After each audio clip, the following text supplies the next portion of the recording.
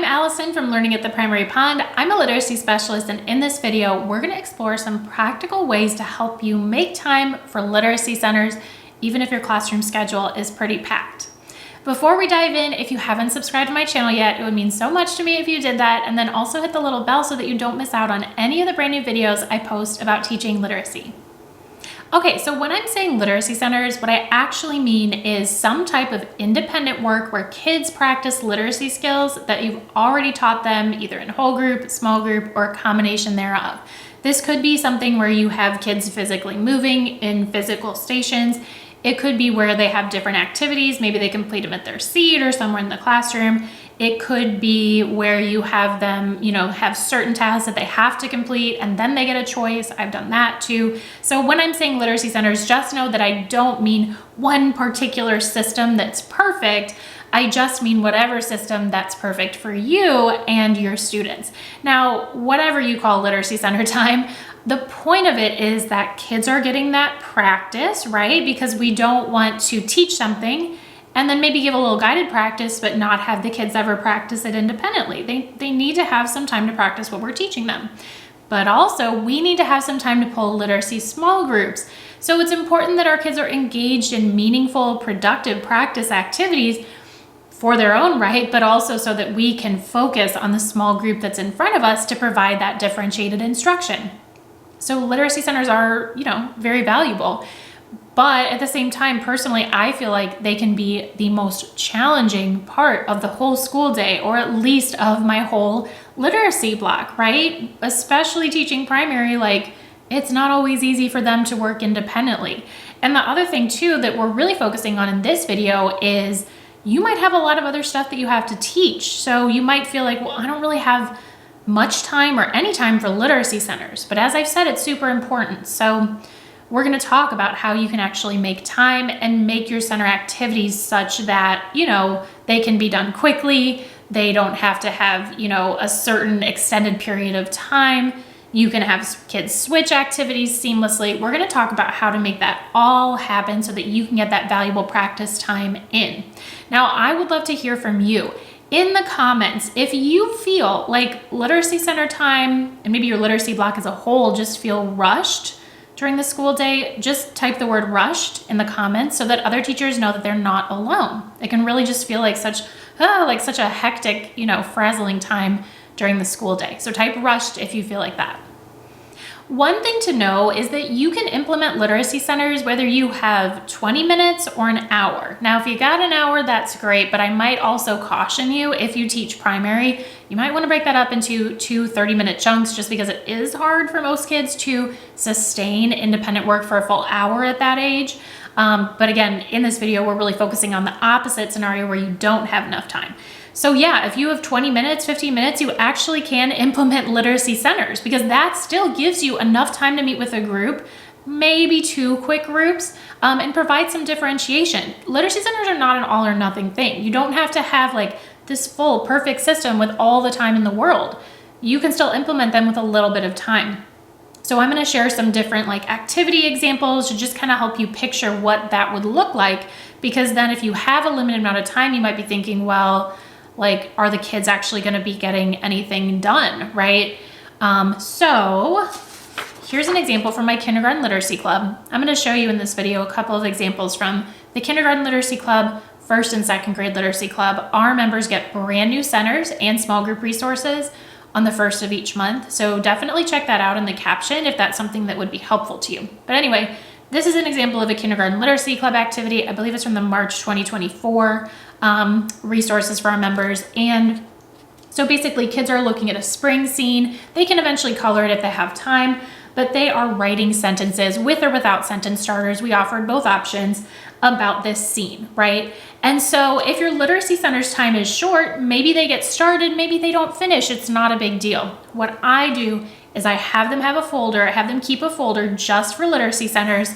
And I say, okay, if you're not finished, no big deal. Just put it in this one particular side of your folder. I call it the green dot side because green means go. They're still going on it. So they put it in their folder and then they can come back the next day and work on it, right? So an activity like this where you can stop, right, and have the kids finish another day, is great, right? And this is a short activity in general, so some kids might be able to fit it all in anyways. Okay, so the next activity that I want to show you is also from the Kindergarten Literacy Club materials. It's sort of like Write the Room, where you cut these out and you post them around the classroom. And then kids are filling in the missing letters. We actually offer different versions of this to where they're filling in the first letter, the last letter, the middle letter, or all of the letters. So we offer different options, but basically, you know, they're going around the classroom, they're playing detective, and that's why it has a little magnifying glass and the little notepad, and they are filling in the first sound of the picture that they find. So again, this is something where if they don't finish it, it's okay. Have them put it in the folder. You can leave the stuff up around the classroom, and they can start it again the next day. Okay, so that was this. And then, of course, the literacy clubs have so many different centers in them, but there's plenty of activities that are pretty quick where, you know, they can finish it relatively easily. Those kind of activities work great if you have a must-do, may-do arrangement where you're like, okay, I want them to do this, this, and this. So quick activities go well there. And then afterward, maybe they play like a longer or more extended thing, like they could play phonics games, right? We provide those in our centers too, because that's more open-ended. So you have like a couple of quick activities that they have to do, and then for the rest of the time, you can have them do something a little bit more extended. Another thing that you can do, and this really, what this does, I mean, it does so many things, but it helps cut down on the amount of time that you have to explain centers, because that's an important piece of the puzzle too. If you don't have much time for literacy centers, then the last thing you need to do is spend half of that time sitting there trying to explain to kids what they're supposed to do. What you want to do instead is have, number one, consistent activities. And number two, you want to have activities that like they've already done, maybe as part of small group or whole group instruction, because then they already know how to do it. And a perfect example of this, my kindergarten club does have phonics passages too, but my first and second grade literacy club, every single month they get new phonics and fluency passages, and they warm up with some words. It's on like a target skill, like this is mixed beginning and ending blends, and this one is sounds of ED. So they warm up and then they read the passage. And this is something, if you want to do it first in small group, you sure can, and then have them reread to build fluency and reinforce. But this is also something where if they learn how to do it, they can do this over and over. And these passages, I didn't bring them to show you, and I should have, but they also come with word work activities and questions to answer. And you get these as a first and second grade literacy club member every single month. So it creates that consistency that your kids know, hey, this is a center that I already know how to do. You don't have to stand up there and spend all your time explaining things, because if you don't have a lot of time for centers, then you really can't. So again, choose things that are consistent, like the topics of the passages change. You could even give them different writing utensils to keep it fresh.